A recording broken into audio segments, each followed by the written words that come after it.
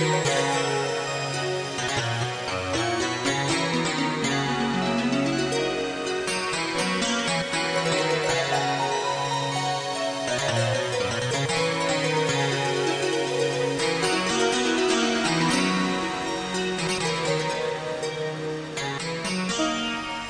3.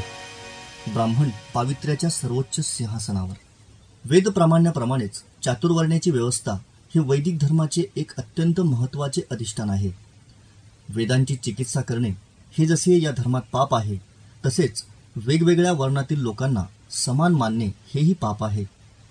या वर्णांपैकी ब्राह्मण वर्ण सर्वश्रेष्ठ मानण्यात आला असून त्याचे स्थान सर्वोच्च असल्याचे धर्मग्रंथांनी नाना प्रकारे सांगितले आहे. ब्राह्मणाचे महात्म्य सांगण्याची, त्याचा गौरव करण्याची एकही संधी हे ग्रंथ सोडत नाहीत. त्यांनी इतर सर्व वर्णांना कोणत्या ना कोणत्या प्रकारे हिणवले असून ब्राह्मणाला श्रेष्ठत्वाच्या एका अत्युच्च शिखरावर स्थानापन्न केले आहे. त्याला पावित्र्याच्या सर्वोच्च सिंहासनावर विराजमान केले आहे. धर्मसूत्रांचे मोजके नियम पाहिले तरी हे स्पष्ट होईल. चातुर्वर्ण्य जन्मानुसार, गुणानुसार नव्हे. ब्राह्मण, क्षत्रिय, वैश्य व शूद्र हे 4 वर्ण असतात हे सांगून झाल्यावर आपस्तंभ म्हणतो, त्यांच्यापैकी आधीचा वर्ण हा जन्मतः श्रेष्ठ असतो. चातुर्वर्ण्याची व्यवस्था गुणांवर आधारलेली आहे असे जे सांगतात ते किती दादांत खोटे बोलतात आणि लोकांची फसवणूक करतात ते आपस्तंभाच्या या नियमावरून चांगले स्पष्ट होते. या नियमावर टीका लिहिताना हरदत्त म्हणतो, जन्मतः या शब्दावरून हे स्पष्ट होते की सद्वर्तनी अशा क्षुद्रापेक्षाही वैश्यभ्रुव देखील श्रेष्ठ असतो. याच पद्धतीने वैश्यापेक्षा क्षत्रिय व क्षत्रियापेक्षा ब्राह्मण श्रेष्ठ असतो. वैश्यभ्रुव याचा अर्थ वैश्यासाठी आवश्यक ती गुणवत्ता नसूनही केवळ वैश्य आईवडिलांच्या पोटी जन्मल्यामुळे जो स्वतःला वैश्य म्हणवून घेतो तो मनुष्य. या नियमाचा अर्थ असा की सद्गुण, कर्तृत्व, चारित्र्य इत्यादींपैकी काहीही नसलेला ब्राह्मण ब्रुव हा सद्गुणी, कर्तृत्व संपन्न व चारित्र्यवान अशा क्षत्रिय, वैश्य व शूद्र यांच्यापेक्षाही श्रेष्ठ असतो. वैदिक धर्मातील ब्राह्मणाचे श्रेष्ठ स्थान त्याच्या गुणवत्तेवर व चारित्र्यावर अवलंबून नसून ते फक्त त्याच्या जन्मावर आधारलेले आहे. याचा हा निस्संदिग्ध पुरावा होय. काळाच्या एका टप्प्यावर विशिष्ट कारणामुळे वा विशिष्ट परिस्थितीत प्राप्त झालेले वर्णश्रेष्ठत्व पुढे पिढ्यानपिढ्या टिकून राहावे यासाठी नाना प्रकारच्या युक्त्या करण्यात आल्या. किंबहुना बरीचशी प्रतिभा, खूपसे बुद्धिवैभव त्याच दिशेने खर्ची घालण्यात आले. हे स्पष्ट व्हावे म्हणून काही मोजकी उदाहरणे आता पाहूया. ब्राह्मणाचा जन्म व महिमा अलौकिक. ब्राह्मणाला अलौकिकत्व देणाऱ्या दिव्य पुराणकथा वा मिथ निर्माण करणे आणि सर्वसामान्य लोकांचे मन त्या कथांनी झपाटून टाकणे ही त्यापैकीच एक युक्ती होय.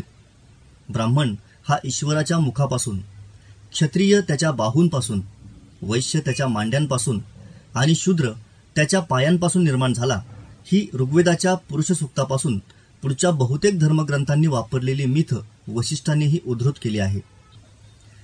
ब्राह्मण हा ईश्वराच्या श्रेष्ठ व पवित्र इंद्रियापासून जन्मला असल्यामुळे इतरांपेक्षा श्रेष्ठ आहे ही भावना लोकांच्या मनात आरपार घुसवण्याचे काम या कथेने केले यात शंका नाही. याच कथेमध्ये फेरफार करून पुढे तिची अनेक रूपे वापरण्यात आल्याचे दिसते. उदाहरणार्थ, बौधायन म्हणतो की ब्रह्माने आपला स्वतःचा महिमा ब्राह्मणांमध्ये ठेवला. त्याने क्षत्रियामध्ये बळ ठेवले, वैश्यामध्ये विशिष्ट कर्मे ठेवली आणि शूद्रामध्ये इतरांची सेवा ठेवली. साक्षात ब्रह्माने म्हणजे ईश्वराने आपला स्वतःचा महिमा ब्राह्मणांमध्ये ठेवला आहे. याचा अर्थ ब्राह्मण म्हणजे ईश्वराचा पृथ्वीवरील अवतार. त्याचे महात्म्य हे ईश्वराच्या महात्म्या इतकेच असते. तो ईश्वरा इतकाच पूज्य असतो ही भावना लोकांच्या मनात रुजवणे होय. बौधायनाने उद्धृत केलेले तैत्तिरीय ब्राह्मणातील पुढील अर्थाचे विधानही ब्राह्मणाचा अलौकिक महिमा गाणारे आहे. हा ब्राह्मणाचा शाश्वत महिमा होय. तो विशिष्ट कर्मामुळे वाढतही नाही आणि कमीही होत नाही. ब्राह्मणाने दुष्कर्म केले तरी त्याचा महिमा कमी होत नाही. यासारखे नीतीला छेद देणारे हे नियम पुढे ब्राह्मण भ्रष्ट झाला तरी तिन्ही लोकी श्रेष्ठ असतो यासारख्या समजुती रूढ करण्याला कारणीभूत झाले.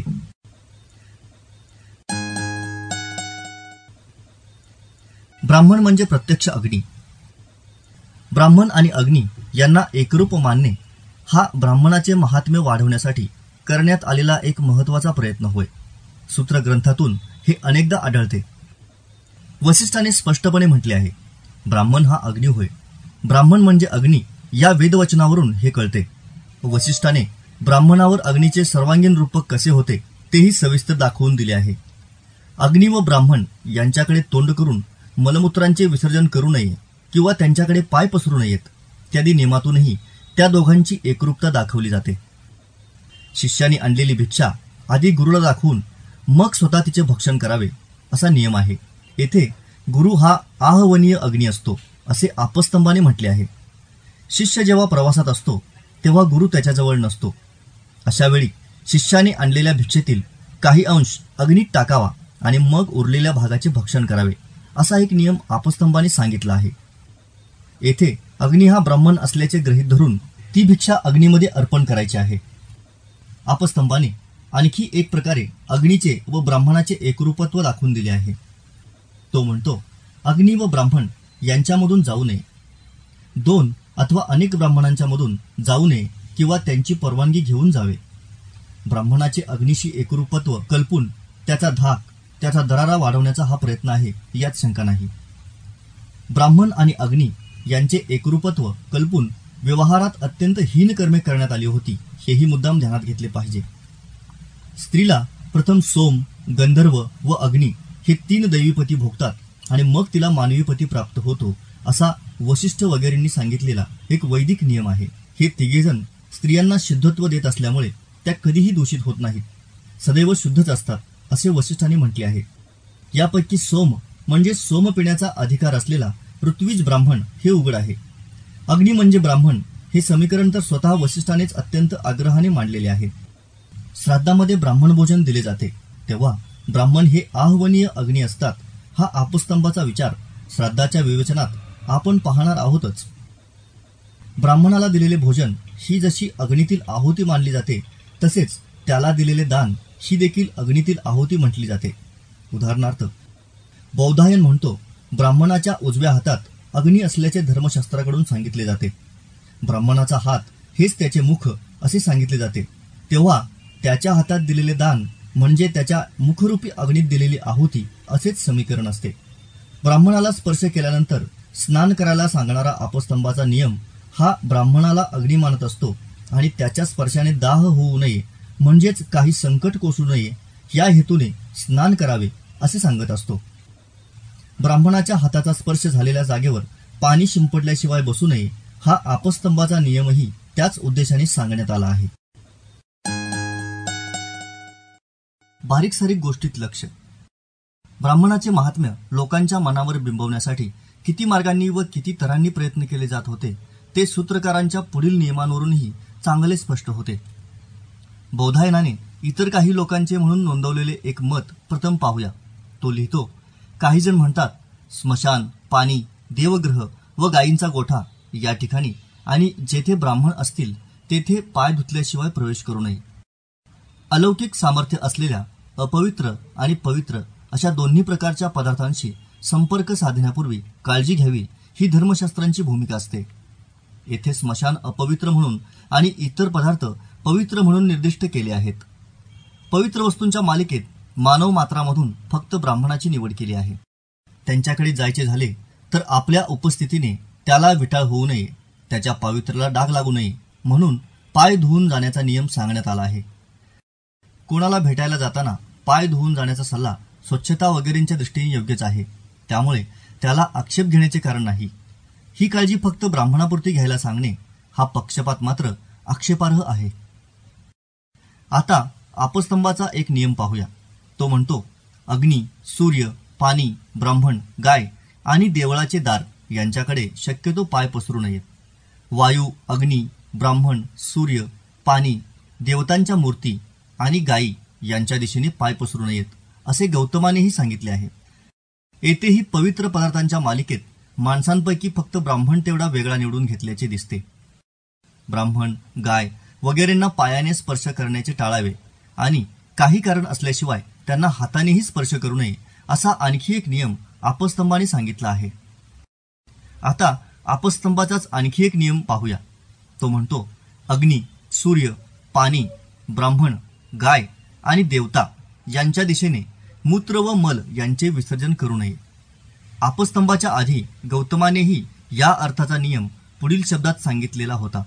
वायू, अग्नी, ब्राह्मण, सूर्य, पाणी, देवतांच्या मूर्ती आणि गायी यांच्या दिशेने वा त्यांच्याकडे पाहत मूत्र व मल यांचे विसर्जन करू नये.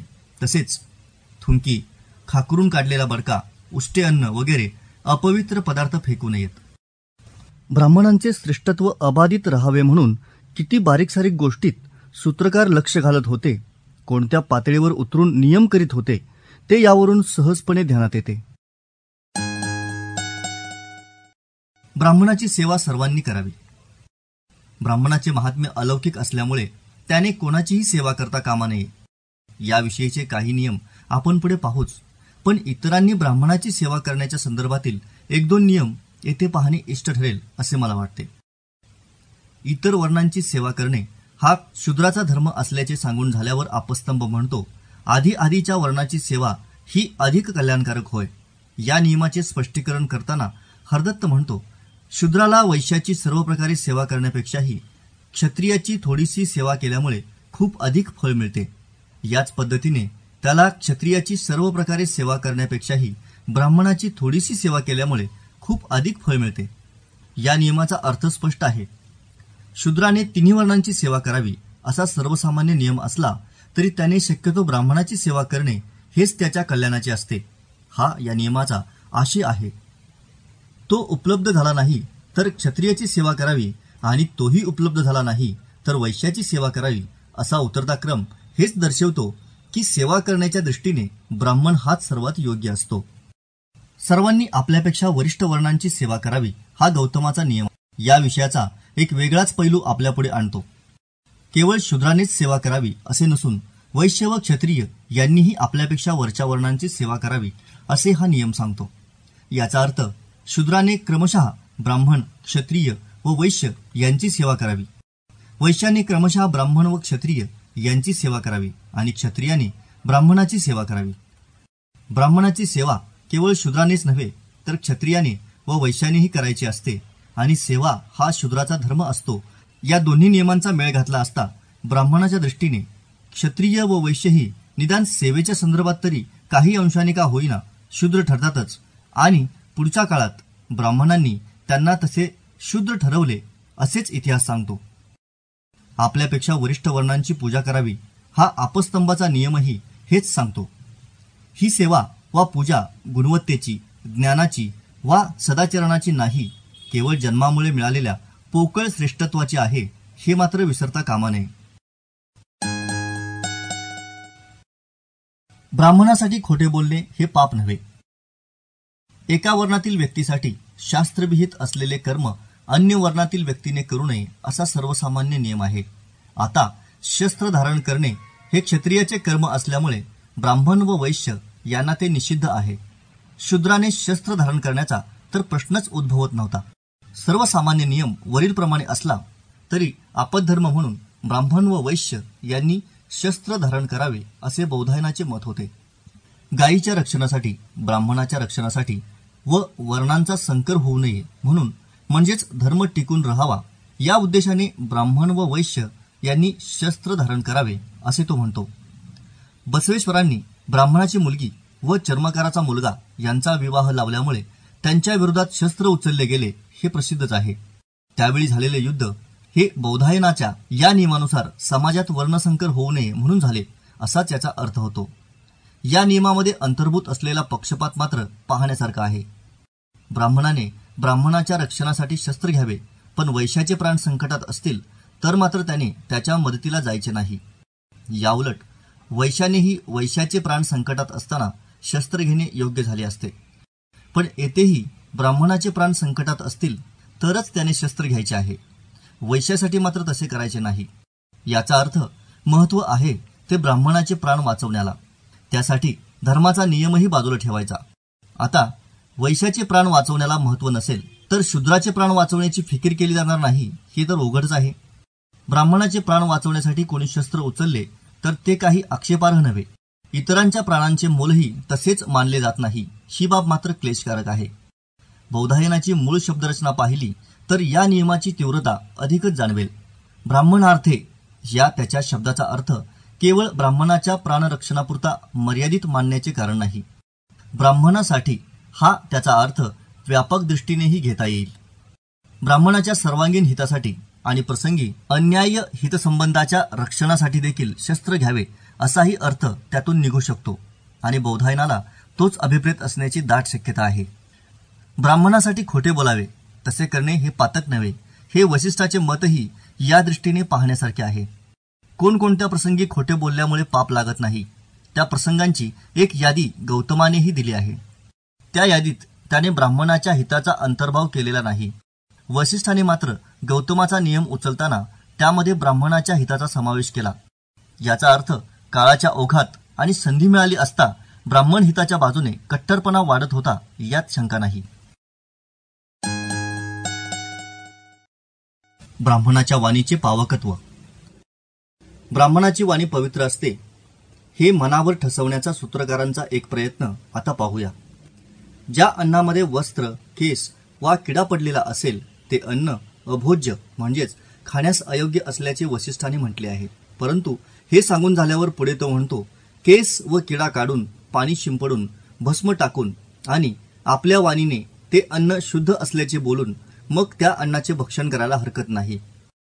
या बाबतीत प्रजापतीचे श्लोक उदाहरणादाखल दिले जातात असे सांगून त्याने ते श्लोक उद्धृत केले आहेत. त्यापैकी एकाचा आशय असा: देवांनी ब्राह्मणांच्या दृष्टीने 3 गोष्टी पवित्र असल्याचे सांगितले आहे. दृष्टीआड घडलेली गोष्ट, पाण्याने धुतलेली गोष्ट आणि वाणीने शुद्ध म्हणून प्रशंसिलेली गोष्ट, या त्या 3 गोष्टी होत. बौधायनानेही हा श्लोक उद्धृत केला आहे. एखादी गोष्ट अशुद्ध असली आणि ब्राह्मणाने तिला शुद्ध म्हटले तर तिच्या अशुद्धत्वाचा लोप होऊन ती शुद्ध बनते, पवित्र बनते. हे लोकांच्या मनात रुजवण्याचे काम या नियमाने केले आहे. त्यामुळेच विवाह, गृहप्रवेश इत्यादी प्रसंगी ब्राह्मणाने स्वतः उपस्थित राहून आपली मोडकी तुडकी का होईना वाणी उच्चारावी अशी त्यांची अपेक्षा असते. सर्वसामान्य माणसांनी अपवित्र म्हटल्या जाणाऱ्या गोष्टींचा धसका घेतलेला असतो. अशा गोष्टींचा त्याग करणे परवडण्यासारखे नसते वा त्यांचा स्वीकार करणे काही कारणांनी अपरिहार्य बनलेले असते. अशा वेळी त्यांची अपवित्रता नष्ट केल्याचे कोरडे का होईना, नाममात्र का होईना समाधान त्यांना हवे असते. मग ते पुढचा आयुष्यक्रम निर्धास्तपणे पार पाडतात. हे समाधान ब्राह्मणाच्या वाणीमुळे लाभू शकते अशी श्रद्धा सूत्रकारांनी त्यांच्या मनात निर्माण केली आहे. शूद्राबरोबरचे संभाषण अपवित्र आणि निषिद्ध मानले जात होते हे आपण पुढे पाहूच. याउलट ब्राह्मणाबरोबरचे संभाषण मात्र पवित्र आणि विहित असल्याची धारणा होती. धर्मशास्त्राने कर्तव्य म्हणून सांगितलेले कर्म हे विहित म्हटले जाते. या दृष्टीने आपस्तंभाचा एक नियम पाहण्यासारखा आहे. तो म्हणतो, वेदाचे अध्ययन करू इच्छिणारा मनुष्य रजस्वला स्त्रीबरोबर म्हणजेच मासिक पाळीत असलेल्या स्त्रीबरोबर संभाषण करू इच्छित असेल तर त्याने आधी ब्राह्मणाशी बोलावे आणि मग तिच्याशी बोलावे. तिच्याशी बोलून झाल्यावर त्याने पुन्हा ब्राह्मणाशीच बोलावे आणि मग वेदाध्ययन करावे. असे केले असता तिच्या भावी संततीचे कल्याण होते. हा नियम ब्राह्मणाबरोबर केल्या जाणाऱ्या संभाषणाचे पावित्र्य दाखवून पर्यायाने ब्राह्मणाचे महात्म्य वाढवणारा, त्याचे श्रेष्ठत्व लोकांच्या मनावर ठसवणारा आहे. रजस्वला स्त्री अपवित्र मानली जाते. वेद पवित्र मानले जातात. वेदाचे अध्ययन करणारा मनुष्यही पवित्र अवस्थेत असायला हवा. पण तो अपवित्र व्यक्तीशी संभाषण करीत असेल तर तोही काही प्रमाणात का होईना अपवित्र होणार. अशा अपवित्र अवस्थेत वेदाध्ययन करणे हे पाप होय. दुसरीकडे स्वतः अपवित्र अवस्थेत असताना वेदाध्ययन करणाऱ्या व्यक्तीशी संभाषणाद्वारे का होईना संपर्क साधल्यामुळे ती रजस्वला स्त्रीही पापी ठरणार. तिच्या पापाचा परिणाम केवळ तिलाच भोगावा लागेल असे नाही. ती रजस्वला आहे याचा अर्थ अपत्य निर्मितीक्षम अवस्थेत आहे. आता या अवस्थेत तिच्या हातून पाप घडले तर तिच्या भावी अपत्याला त्याचे दुष्परिणाम भोगावे लागणार, त्याचे अकल्याण होणार. हा सर्व दुष्परिणाम थांबवण्याचे सामर्थ्य ब्राह्मणाच्या वाणीमध्ये असते. रजस्वलेबरोबर संभाषण करताना त्या संभाषणाच्या आधी व नंतर अशा दोन्ही बाजूंना ब्राह्मणाबरोबरचे पवित्र संभाषण संरक्षक कवचासारखे सिद्ध असेल तर रजस्वलेबरोबरच्या संभाषणाचा कोणावरही कसलाही दुष्परिणाम होणार नाही. म्हणून त्या विद्यार्थ्याने आधी व नंतर एखाद्या ब्राह्मणाशी संभाषण करावे. आपस्तंभाच्या वरील नियमासारखाच एक नियम गौतमाने सांगितला आहे. तो म्हणतो, ग्रहस्थाने म्लेच्छ, अशुची व अधार्मिक यांच्याबरोबर संभाषण करू नये. वर्णाश्रम धर्माने रहित देशात राहणारे लोक म्हणजे म्लेच्छ असे या सूत्रावरील मिताक्षरा नावाच्या वृत्तीत हरदत्ताने म्हटले आहे. काही कारणाने अशा व्यक्तीबरोबर संभाषण केलेच तर त्यानंतर मनात पुण्यवान लोकांचे ध्यान करावे अथवा ब्राह्मणाशी संभाषण करावे असा उपायही गौतमाने सांगून ठेवला आहे. ज्यांच्याशी संभाषण करणे निषिद्ध आहे त्यांच्याशी संभाषण करण्याचे पाप घडलेच तर ब्राह्मणाबरोबरचे संभाषण त्या पापाचे निवारण करू शकते, कारण ते सामर्थ्यशाली व पवित्र असते असे हा नियम सुचवत आहे. अपवित्र गोष्टीलाही पवित्र बनवण्याचे अलौकिक सामर्थ्य ब्राह्मणाच्या वाणीमध्ये असते. हे लोकांच्या मनावर धर्मशास्त्रांनी प्रभावी रीतीने ठसवले आहे यात शंका नाही. गौतम बुद्धांपेक्षा सामान्य पुरोहित अधिक विश्वसनीय. ब्राह्मणाच्या शब्दाला पावित्र्य चिकटवण्याची ही घटना हा बहुजनांच्या गुलामगिरीला कारणीभूत झालेला अत्यंत आणि कदाचित सर्वात अधिक महत्त्वाचा घटक होय. ब्राह्मणांच्या असत्य, अपवित्र आणि स्वार्थी वाणीलाही बहुजनांनी शिरसाबंद मानले, झेलले, हृदयाच्या गाभाऱ्यात तिची पूजा केली. भल्या भल्या अब्राह्मणांनी बहुजनांच्या कल्याणासाठी उच्चारलेली वाणी देखील बहुजनांपैकी बहुसंख्य लोकांनी धुडकावून लावली. मग ती वाणी गौतम बुद्धांची असो वा कबीरांची असो, संत तुकारामांची असो वा महात्मा फुलेंची असो, डॉक्टर आंबेडकरांची असो वा आणखी कुणाची असो.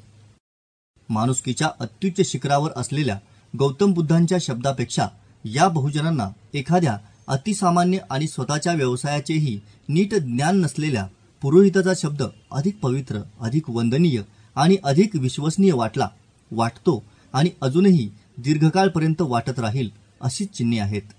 हे लक्षण गुलामगिरीचे नव्हे असे कोणी म्हणू शकेल काय? तिन्ही वर्णांनी ब्राह्मणाच्या आज्ञेनुसार वागावे. धर्मसूत्रांनी बहुजनांच्या गुलामगिरीवर शिक्कामोर्तब कसे केले याचे फक्त एक उदाहरण आता नमुना म्हणून पाहूया.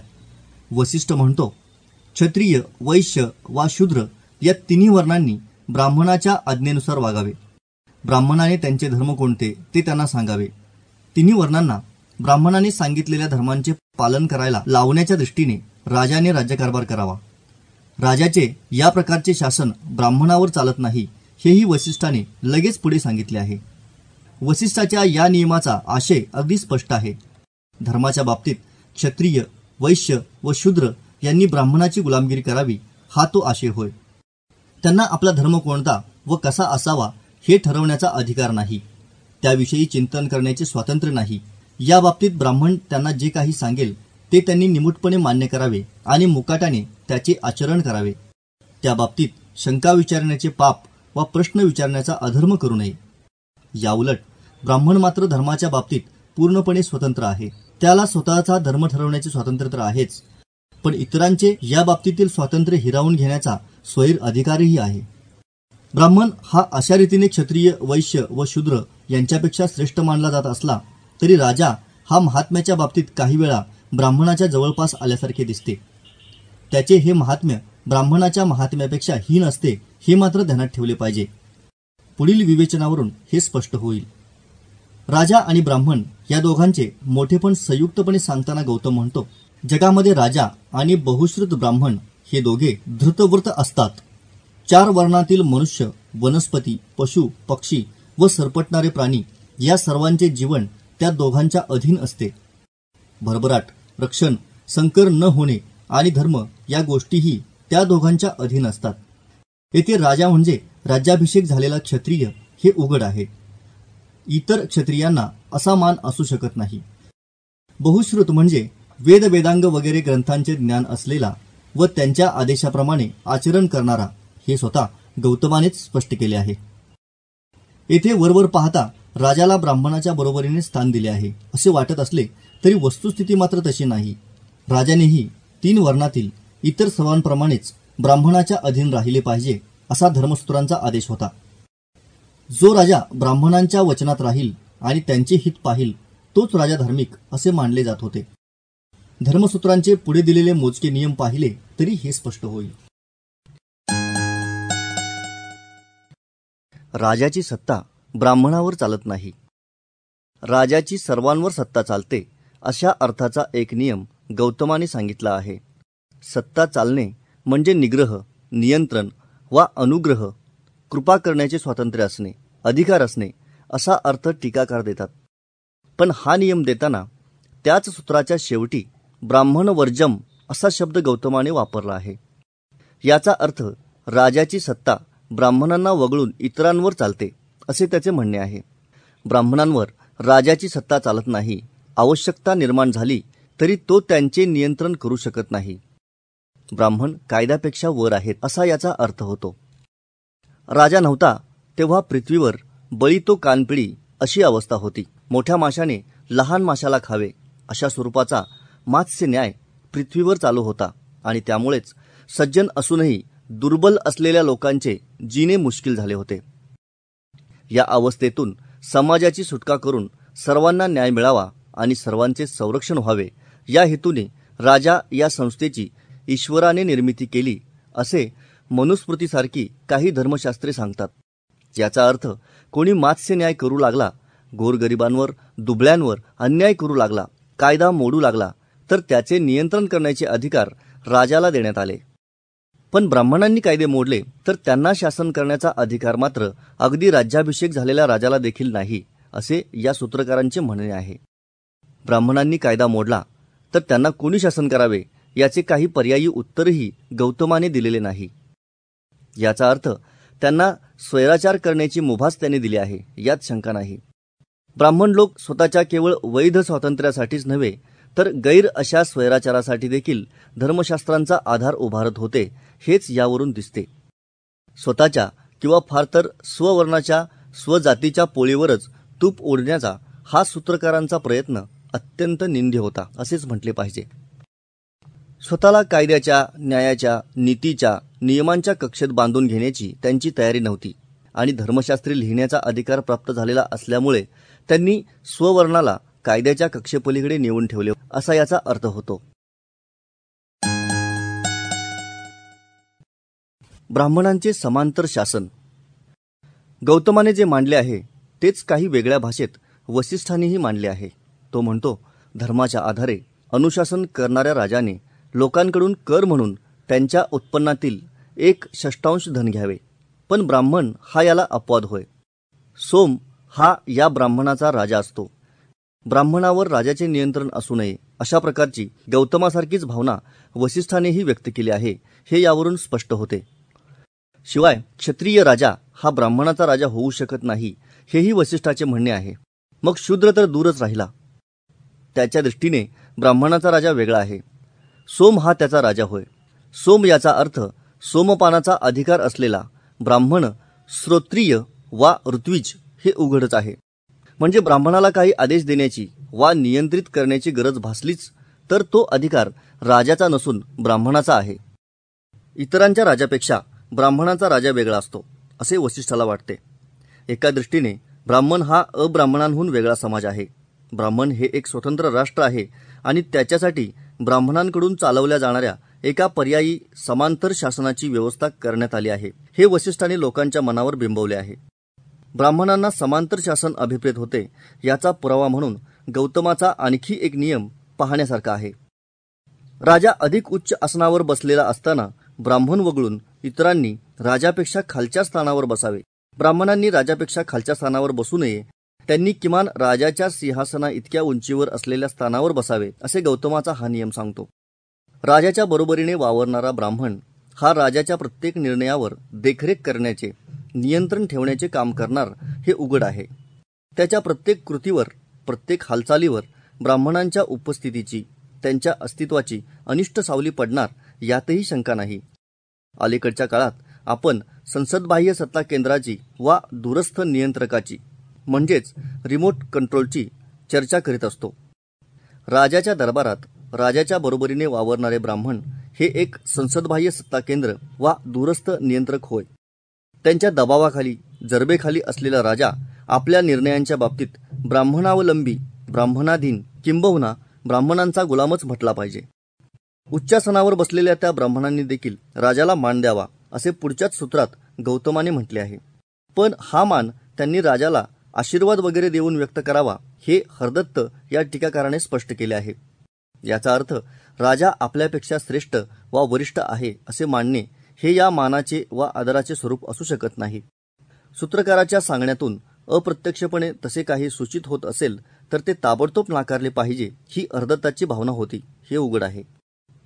राजाच्या दरबारात ब्राह्मणांना अशा रीतीने राजाच्या बरोबरीचे किंवा त्याच्यापेक्षा अधिक उच्च असे आसन देऊ करण्याची गौतमाची ही कृती निसंशयपणे आक्षेपार्ह आहे. पूजेच्या वेळी, यज्ञयागांच्या प्रसंगी वा अशाच प्रकारच्या पौरोहित्याचे काही कार्य करताना ब्राह्मणांना अशा प्रकारचे उच्चासन देऊ केले तर आपण ते समजू शकतो, कारण पौरोहित्याचे कार्यक्षेत्र ब्राह्मणांसाठी निश्चित करण्यात आले होते. स्वाभाविकच तत्कालीन व्यवस्थेमध्ये पौरोहित्याच्या कार्यक्षेत्रात ब्राह्मणांना विशिष्ट प्रकारचा मान व आदराचे स्थान देणे योग्य होते असे स्थूल मानाने मान्य करता येईल. तथापि राजाच्या दरबारातही ब्राह्मणांना अशा प्रकारची उच्च स्थान देणे हा मात्र सूत्रकारांनी केलेला मोठा पक्षपात म्हटला पाहिजे.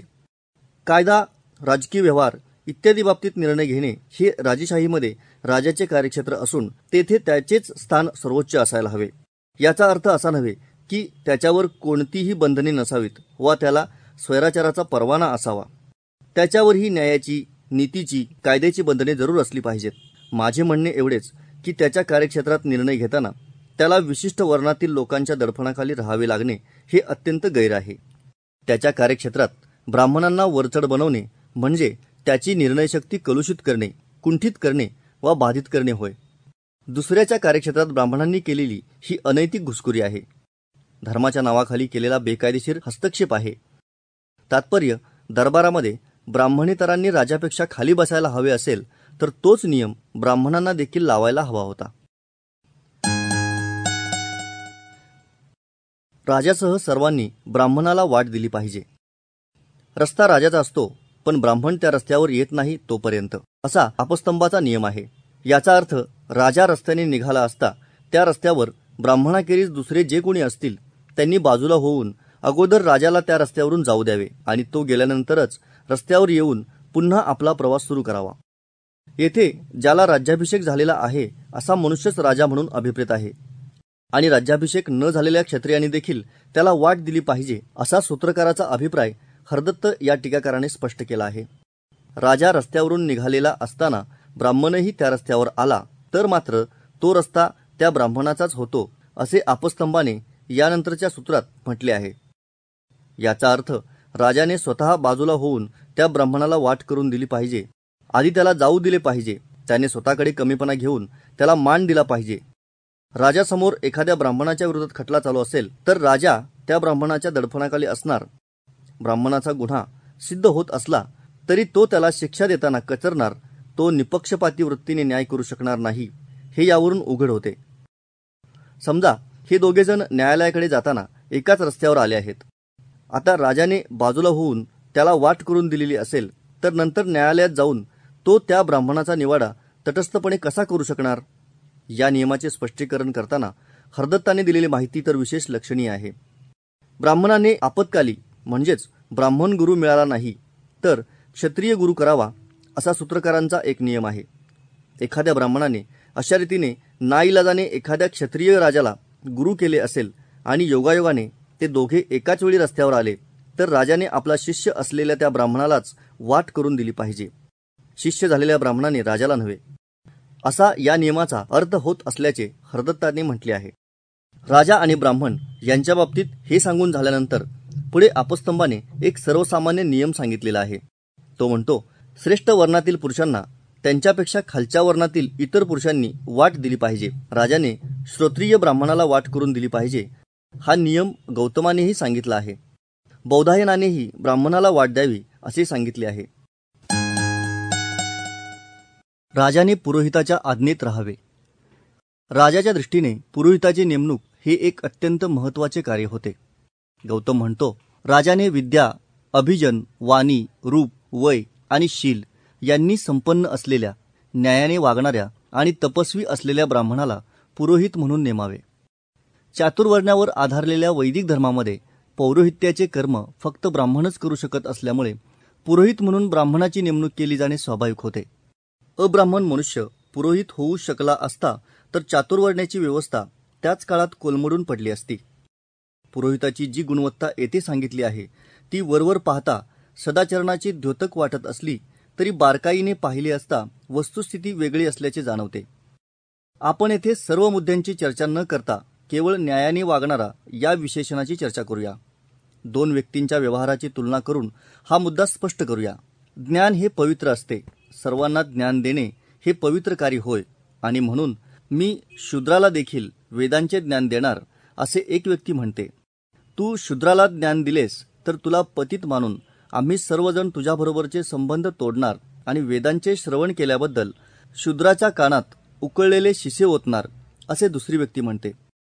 आता आपल्या विवेकाच्या कसोटीवर घासून पाहिले असता या दोन व्यक्तींपैकी पहिली व्यक्ती माणुसकीने वागणारी असल्यामुळे न्यायी आहे आणि दुसरी व्यक्ती अन्यायी आहे असे आपण म्हणू. परंतु सूत्रकारांची कसोटी मात्र ही असू शकत नाही. त्यांच्या दृष्टीने पहिली व्यक्ती धर्मशास्त्राचा नियम मोडत असल्यामुळे अन्यायी ठरते आणि दुसरी व्यक्ती न्यायी ठरते. तात्पर्य, राजाने ज्या ब्राह्मणाला पुरोहित म्हणून नेमायचे तो ब्राह्मण न्यायी वगैरे असतो याचा अर्थ धर्मशास्त्रांच्या अगदी संकुचित आणि क्रूर नियमांचेही पालन करणारा असतो हे आपण ध्यानात घेतले पाहिजे. सर्व विषयांचे ज्ञान असलेल्या पुरोहिताची नेमणूक करावी असे बौधायनाने म्हटले आहे. अर्थात हा पुरोहित ब्राह्मण असावा हे टीकाकारांनी स्पष्ट केले आहेच. पुरोहिताची निवड वा नियुक्ती करण्याचे काम जरी राजा करीत असला तरी त्याने एकदा त्याची नेमणूक केली की मग मात्र राजाने त्याच्या आज्ञेत राहिले पाहिजे असे सूत्रकार सांगतात. राजाने त्याच्या आज्ञेनुसार वागावे असे बौधायन म्हणतो, तर राजाने त्याच्या आज्ञेनुसार कर्मे करावीत असे गौतम सांगतो. पुरोहिताची नेमणूक केल्यानंतर राजा स्वतःला त्याच्या अधीन करून टाकतो असा याचा अर्थ होतो. आता राजाच्या निर्णय प्रक्रियेवर पुरोहिताचा अधिकार चालू होतो. त्याचा सल्ला बाजूला सारून राजा निर्णय घेऊ शकत नाही. धर्मशास्त्राच्या नियमानुसार तुम्ही शूद्र असल्यामुळे तुम्हाला राज्याभिषेक करून घेता येणार नाही असे शिवाजी महाराजांना त्यांनी स्वतः नेमलेल्या पुरोहितांनी व मंत्र्यांनी सांगितले हे प्रसिद्धच आहे. तुमची पूजा सांगताना मला स्नान करण्याची गरज नाही, कारण धर्मशास्त्रांच्या नियमानुसार तुम्ही शूद्र असल्यामुळे तुम्हाला वेदांचा अधिकार नाही आणि तुमची पूजा पुराणोक्त मंत्रांनी सांगितली जाते असे छत्रपती शाहूंना त्यांच्या पुरोहितांनीच सांगितले. ही घटनाही प्रसिद्ध आहे. याचा अर्थ राजाला एखादे कृत्य करणे आवश्यक वाटले, ते कृत्य न्यायाचे व नैतिक आहे अशी त्याची भावना झाली तरी राजाला पुरोहिताच्या परवानगीशिवाय ते कृत्य करता येणार नाही असा सूत्रकारांचा नियम होता. आता हा पुरोहित राजाला जो आदेश देत असे तो नैतिक मूल्यांच्या आधारे देत नसे, तर तो धर्मशास्त्रांच्या आधारे देत असे आणि धर्मशास्त्रांचे हे सिद्धांत ब्राह्मणी वर्चस्वाची जपणूक करीत असत हे उघड आहे. तात्पर्य, एका दृष्टीने राजा हा पुरोहिताची नेमणूक करून स्वतःच निर्माण केलेल्या तुरुंगात स्वतःला कैदी करून घेत असे. ब्राह्मण पुरोहिताच्या आज्ञेनुसार वागण्यातच राजाचे खरेखुरे कल्याण असते हा विचार सूत्रकारांनी राजे लोकांच्या मनात खोलवर रुजवला होता. उदाहरणार्थ, गौतम म्हणतो, ब्राह्मणाच्या आज्ञेप्रमाणे वागणारा क्षत्रिय समृद्ध होतो. तो तसा वागला असता त्याला काही व्यथा वा पीडा होत नाही असे परंपरेवरून कळते. गौतमाच्या या नियमामध्ये एकीकडून राजाला आमिष दाखवण्यात आल्याचे आढळते, तर दुसरीकडून त्याला धमकी वा गंभीर इशारा दिल्याचेही आढळते. ब्राह्मण पुरोहिताची आज्ञा राजाने निमूटपणे मान्य केली तर त्याचे कल्याण होईल, म्हणून त्याने पुरोहिताच्या शब्दाबाहेर जाऊ नये, त्याचा शब्द प्रमाण मानून वागावे, त्याच्यापुढे नमून वा दबून वागावे. याउलट त्याने पुरोहिताचा शब्द मोडला तर मात्र त्याचे एकट्याचेच नव्हे तर त्याच्या अनेक पिढ्यांचे जीवन बर्बाद होईल अशी भीती त्याला घालण्यात आली होती. आपल्या आणि आपल्या कुटुंबियांच्या भल्याची इच्छा असेल तर राजाने पुरोहिताची आज्ञा मोडण्याच्या फंदात पडू नये, नाहीतर आपले सर्वस्व गमावण्याला सिद्ध व्हावे असा गौतमाच्या या सूत्राचा गर्भितार्थ आहे. छत्रपती शिवाजी आणि छत्रपती शाहू या दोघांच्या जीवनातील पूर्वोक्त उदाहरणात ब्राह्मणांनी गौतमाच्या या नियमाची अंमलबजावणी करण्याचा प्रयत्न केला असेच म्हटले पाहिजे. युद्धातही ब्राह्मणाला मारू नये. राजाने युद्धामध्ये कसे वागावे याविषयीचे बरेच नियम सूत्रकारांनी दिले आहेत. विशेषतः युद्धातून माघार घेऊ नये हा विचार त्यांनी आग्रहाने सांगितला आहे. युद्धामध्ये केलेल्या हिंसेमुळे पाप लागत नाही असे गौतमाने म्हटले आहे. युद्धशास्त्राच्या दृष्टीने हा नियम योग्यच आहे असे म्हटले पाहिजे, कारण आपल्याशी युद्ध करणाऱ्या शत्रूच्या प्रतिस्पर्ध्यांच्या योद्ध्यांना मारल्याशिवाय युद्ध जिंकता येत नाही. त्यामुळे युद्धामध्ये शत्रूंची हत्या करणे अटळ असते. असे असले तरी सूत्रकारांनी युद्धातील हिंसेलाही काही अपवाद सांगितले आहेत.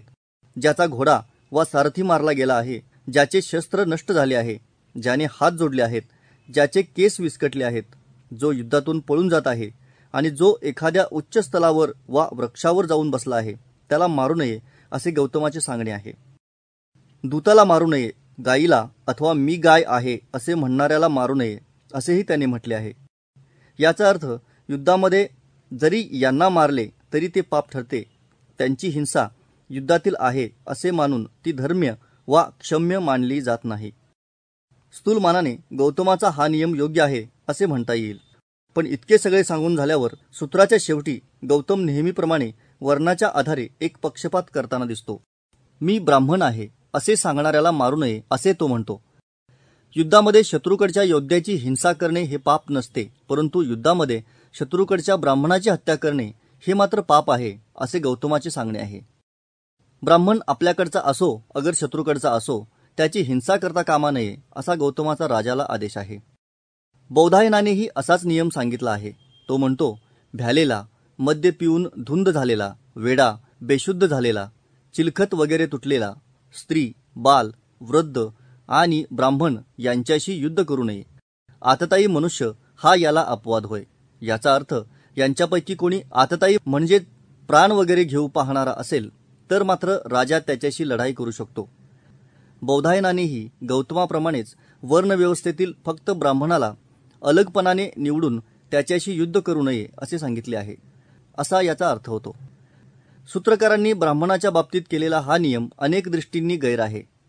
शत्रूबरोबर चाललेले युद्ध जिंकायचे असेल तर त्याच्याकडच्या निदान समर्थ, कार्यक्षम, युद्धक्षम अशा लोकांना मारणे हे राजाचे कर्तव्य ठरते. शत्रूकडच्या समर्थ अशा काही लोकांना मोकळे सोडून देणे याचा अर्थ स्वतःच्या पराभवाची बीजे पेरणे होय. सूत्रकारांच्या दृष्टीने मात्र राजाचा जय वा पराजय महत्त्वाचा नाही असे दिसते. राजाचा पराभव झाला तरी बेहत्तर, परंतु त्याने शत्रुपक्षातील ब्राह्मणांची मात्र हत्या करता कामा नये. इतर वर्णातील लोकांची खुशाल हत्या करावी, निर्दयपणे त्यांचे प्राण घ्यावेत, त्यांच्या बाबतीत दयामाया दाखवू नये. त्यांच्या हत्येमुळे यत्किंचितही पाप लागत नाही याविषयी निर्धास्त व निश्चिंत असावे. ते शत्रू असल्यामुळे त्यांची हत्या करणे म्हणजे आपल्या कर्तव्याचे पालन करणे असे समजावे. याउलट ब्राह्मण शत्रुपक्षातील असला तरी त्याच्या हत्येमुळे गंभीर पापच लागते हे लक्षात घ्यावे. त्यामुळे हळुवारपणे त्याचे प्राण जपावेत. ब्राह्मण हा केवळ ब्राह्मणाच्याच पक्षाचा असतो, तो एकमेकांशी लढणाऱ्या राजांपैकी कोणाच्याच पक्षाचा नसतो. हे भारताच्या इतिहासातील समाजशास्त्रीय वास्तव यातून व्यक्त होते. राजाचे जेव्हा शत्रूशी युद्ध चालू असते तेव्हा देखील शत्रुपक्षाकडील ब्राह्मणाला त्याने शत्रू मानता कामा नये. याउलट तो ब्राह्मणही या राजाला शत्रू मानत नसल्यामुळे लढाईनंतर राज्य चालवण्यासाठी शत्रुपक्षाकडील त्या ब्राह्मणाची आपणाला मदत होऊ शकेल हे त्याने गृहीत धरावे. ब्राह्मणांचे सैन्य उभारू नये असे कौटिल्याने का म्हटले होते त्याचाही उलगडा यामुळे होतो. कोणत्याही युद्धात जीवावर उदार होऊन वा जीव धोक्यात घालून लढण्याची ब्राह्मणांची तयारी नसे हेही यातून स्पष्ट होते. कोणताही राजा विजयी झाला तरी तो ब्राह्मणांचे रक्षण करणार असेल, ब्राह्मणांचे हितसंबंध जपणार असेल तर केवळ तो आपल्या राजाचा शत्रू आहे या कारणाने आपण त्याच्याशी शत्रुत्व करायचे नाही अशी त्यांची भूमिका होती. याउलट आपल्या हितसंबंधाला बाधा आणणारा राजा हा आपला असला तरी त्याला खाली खेचून शत्रू असलेल्या राजाला गादीवर बसवण्यासही ते तयार असत. एकंदरीत लढाईमध्ये देखील ब्राह्मणांचे हितसंबंध हे इतर सर्वांच्या हितसंबंधांपेक्षा वेगळे असत हे यावरून स्पष्ट होते.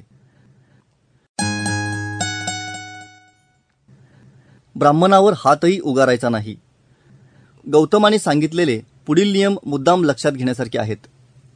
एखाद्या अब्राह्मणाने रागाच्या भरात एखाद्या ब्राह्मणावर हात वा काठी उगारल्यास तसे करणारा 100 वर्षे स्वर्गाला मुकतो. त्याच्या पुण्यानुसार त्याला मिळणाऱ्या स्वर्गाच्या वास्तव्यातून 100 वर्षे कमी होतात किंवा त्याला 100 वर्षे नरकात राहावे लागते. त्याने त्या ब्राह्मणाला उगारलेल्या हाताचा वा काठीचा तडाखा मारल्यास तो 1000 वर्षे स्वर्गाला मुकतो. त्याने मारहाण करून रक्त बाहेर काढल्यास रक्ताचे थेंब धुळीच्या जितक्या कणांना चिकटतील तितकी वर्षे तो स्वर्गाला मुकतो. गौतमाने सांगितलेल्या या नियमांमागची नैतिकता आता थोडीशी तपासून पाहूया.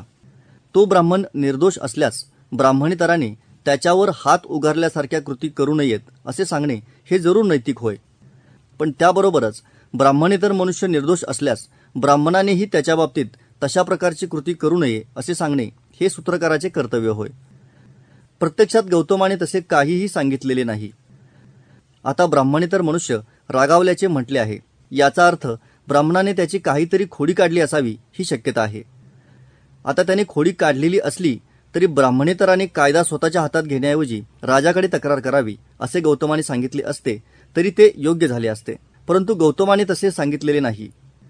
उलट ब्राह्मणाने ब्राह्मणेतराची खोडी काढली, त्याचा अपमान केला, त्याला छळले, लुबाडले व अन्य कोणत्याही प्रकारे त्याची विटंबना केली तरी त्याने त्याच्याविरुद्ध तक्रारही करायची नाही आणि स्वतः प्रतिकारही करायचा नाही, असा गौतमाच्या या आदेशाचा अर्थ होतो. शिवाय ब्राह्मणेतराने अशी खोडी काढली असता ब्राह्मणानेही गप्प बसावे असे काही तो सांगत नाही.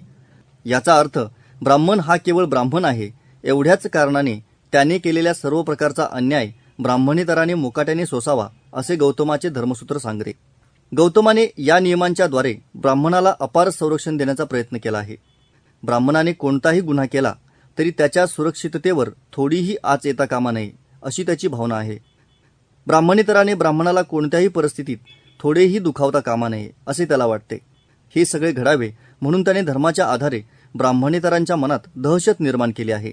त्यांना धास्ती वाटेल, त्यांच्या मनाला धसका बसेल असे नियम केले आहेत. तुम्ही कोणत्याही परिस्थितीत ब्राह्मणाच्या वाटेला जाऊ नका अशी भीती त्याने त्यांना घातली आहे. ब्राह्मणाला दुखावणे म्हणजे भीषण दुष्परिणामांना सामोरे जाणे अशी भावना त्याने त्यांच्या मनात निर्माण केली आहे. शेकडो हजारो वर्षे स्वर्गाला मुकणे म्हणजे स्वतःच्या हातांनी स्वतःची सगळी पुण्याई नष्ट करणे आणि स्वतःच्या पारलौकिक कल्याणाचा मार्ग उद्ध्वस्त करून घेणे होय, असा विचार त्याने त्यांच्या मनात भरून दिला आणि त्यांना मानसिकदृष्ट्या खच्ची करून टाकले यात शंका नाही. या बाबतीत बौधायनानेही गौतमाचीच री ओढली आहे. तो म्हणतो, ब्राह्मणाला मारण्यासाठी हात उगारला तर कृच्छ्र नावाचे व्रत करावे, त्याच्यावर प्रहार केला तर अतिकृच्छ्र नावाचे व्रत करावे, प्रहार करून त्याच्या अंगातून रक्त काढले तर कृच्छ्र व चांद्रायन ही व्रते करावीत. म्हणून हात उगारू नये आणि रक्तही काढू नये. सूत्रकारांच्या या नियमांचे गांभीर्य ध्यानात यावे म्हणून कृच्छ्र वगैरे व्रतांचे वा प्रायश्चित्तांचे स्वरूप समजावून घेणे आवश्यक आहे. सलग 3 दिवस फक्त दुपारचे जेवण घ्यावे, रात्रीचे घेऊ नये. त्यानंतर सलग 3 दिवस फक्त रात्रीचे जेवण घ्यावे, दुपारचे घेऊ नये. त्यानंतर 3 दिवस कोणाला काहीही न मागता जे काही मिळेल तेच खावे. अखेरचे 3 दिवस फक्त वायूचे भक्षण करून म्हणजेच काहीही न खाता उपवास करून राहावे. असे एकूण 12 दिवसांचे व्रत केले असता ते कृच्छ्र नावाचे प्रायश्चित्त होते. ब्राह्मणावर नुसता हात उगारला असता हे प्रायश्चित्त घ्यावे असा सूत्रकारांचा आदेश आहे. पहिले 3 दिवस दुपारचे भोजन म्हणून रोज मोराच्या अंड्याएवढा 1 घास घेणे, नंतरचे 3 दिवस रात्रीचे जेवण म्हणून 1 घास घेणे, नंतरचे 3 दिवस न मागता मिळालेल्या अन्नातील 1 घास घेणे आणि अखेरचे 3 दिवस केवळ वायूचे भक्षण करून राहणे हे अतिकृच्छ्र व्रत होय. ब्राह्मणावर प्रहार केला असता हे व्रत करायला सांगण्यात आले आहे. पौर्णिमेच्या दिवशी 15 घास खावेत. त्यानंतर कृष्ण पक्षात रोज 1 घास कमी करत जावे. असे करता करता अमावस्येच्या दिवशी उपवास करावा आणि शुक्ल पक्षात रोज 1 घास वाढवत जावे. अशा रीतीने चांद्रायन व्रत पूर्ण होते. या व्रताच्या स्वरूपाविषयी किंचित फेरफार असलेली इतरही काही मते आहेत. ब्राह्मणावर प्रहार करून त्याच्या अंगातून रक्त काढले असता तो अपराध करणाऱ्याने कृच्छ्र आणि चांद्रायन अशी दोन्ही व्रते स्वतंत्रपणे करावीत असे धर्मशास्त्राचे म्हणणे आहे. सूत्रकारांनी ब्राह्मणाच्या संरक्षणाची व प्रतिष्ठेची किती काळजी घेतली आहे हे यावरून स्पष्ट होते. खरे तर अशा प्रकारची काही बंधने घालून समाजातील प्रत्येक व्यक्तीची काळजी घेणे हे इष्टच म्हणायला हवे. किंबहुना धर्मशास्त्रांचे ते कर्तव्यच होय असेही म्हणता येईल. खरा प्रश्न उपस्थित होतो तो धर्मसूत्रे केवळ एकाच वर्णातील व्यक्तींच्या संरक्षणाची काळजी घेतात आणि इतरांच्या बाबतीत बेफिकीर राहतात तेव्हा. ब्राह्मणाचे उल्लंघन केल्यास कुले बुडतात. आतापर्यंतचे सर्व विवेचन पाहिले असता सूत्रकारांनी ब्राह्मणांचे महात्म्य वाढवण्याचे किती प्रयत्न केले आहेत हे ध्यानात येते. त्यांना पवित्र मानले जावे, त्यांना इतर सर्वांपेक्षा अधिक मान सन्मान मिळावा, धर्माच्या आधारे त्यांची पूजा व्हावी, आर्थिक बाबतीत त्यांचा लाभ व्हावा, कामविषयक बाबीत त्यांना सुखोपभोग मिळावेत आणि एकंदरीतच ते सदैव समाजात शिखरस्थानी राहावेत अशी त्यांची काळजी घेतली आहे. त्यांना थोडाही कमीपणा येऊ नये, त्यांची यत्किंचितही अवहेलना होऊ नये, त्यांच्या जीवनात काहीही उणेपणा राहू नये आणि कोणत्याही परिस्थितीत कोणीही त्यांचा अनादर करू नये अशी व्यवस्था त्यांनी केली आहे. ब्राह्मणांचा केवळ अनादरच नव्हे तर साधी उपेक्षा केली तरी तसे करणाराला गंभीर परिणाम भोगावे लागतील, माणसातून उठावे लागेल, अवघी प्रतिष्ठा गमावून बसावे लागेल असा इशारा सूत्रकारांनी दिला आहे. बौधायन म्हणतो, यज्ञ न केल्यामुळे, शास्त्रानुसार विवाह न केल्यामुळे, वेदांचे उत्सादन केल्यामुळे, अध्ययन वगैरेची उपेक्षा केल्यामुळे आणि ब्राह्मणांचे अतिक्रमण म्हणजेच उल्लंघन केल्यामुळे कुले अकुलीन, हलकी, निकृष्ट, अप्रतिष्ठित होतात. बौधायनाने येथे कुले अकुलीन होण्याची जी 4 कारणे सांगितली आहेत त्यापैकी 4थे कारण उघड ब्राह्मणांच्या उपेक्षेशी संबंधित आहे. पण पहिली 3 कारणे देखील अप्रत्यक्षरित्या त्यांच्या उपेक्षेशी संबंधितच आहेत. यज्ञ हा ब्राह्मण ऋत्विजांशिवाय होऊ शकत नाही. त्यामुळे यज्ञ न करणे म्हणजे ऋत्विजांच्या दक्षिणेचा मार्ग बंद करणे, ब्राह्मणांचा समाजावरील पगडा कमी करणे होय. विवाहांच्या बाबतीतही तेच आहे. ब्राह्मणांच्या साक्षीने लागलेल्या विवाहांनाच पावित्र्य द्यायचे आणि त्याखेरीज अन्य मार्गांनी झालेले विवाह हीन प्रतीचे मानून त्या विवाहातून झालेल्या संततीला कमी अकुलीन मानायचे असा ब्राह्मणांचा आग्रह असतो. वेदांचे अध्ययन ब्राह्मण गुरुकडेच करता येते हे पाहता वेदाध्ययनाची उपेक्षा म्हणजे ब्राह्मणाची उपेक्षा अशी स्थिती निर्माण होतेच. अकुलीनतेमागची ही 3ही कारणे ब्राह्मणाच्या उपेक्षेशी संबंधित आहेत हे यावरून स्पष्ट होते. 4थे कारण तर प्रत्यक्षरित्याच ब्राह्मणाची उपेक्षा न करण्याचा सल्ला देते. जे कोणी ब्राह्मणांची उपेक्षा करतील त्यांची प्रतिष्ठा धुळीला मिळेल, त्यांचे श्रेष्ठत्व लयाला जाईल अशी दहशत निर्माण करण्याचे काम धर्मसूत्राच्या या नियमाने केले आहे. आपल्या जीवनात विवाहासारख्या घटना घडतील तेव्हा ब्राह्मणांना आवर्जून बोलावून दक्षिणा दिलीच पाहिजे, नाहीतर त्या विवाह वगैरेंना मान्यताच मिळणार नाही अशी व्यवस्था करण्याचे कार्य सूत्रकारांनी केले आहे. ब्राह्मणाच्या मताचे उल्लंघन करता कामा नये, त्याचा शब्द मोडता कामा नये, त्याचा अनादर करता कामा नये ही भावना सर्व लोकांच्या मनात रुजवण्याच्या उद्देशाने हे नियम करण्यात आले ही उघडच आहे. थोडक्यात म्हणजे सूत्रकारांनी ब्राह्मणांना पावित्र्याच्या, महात्म्याच्या, गौरवाच्या, पूज्यतेच्या एका सर्वोच्च सिंहासनावर बसविले आहे. त्या सिंहासनाकडे वाकड्या नजरेने पाहण्याची वा त्याची अभिलाषा धरण्याची हिंमत इतर कोणीही दाखवता कामा नये याचा चोख बंदोबस्तही त्यांनी केला आहे. पुढच्या प्रकरणातून हे आणखी स्पष्ट होत जाईल.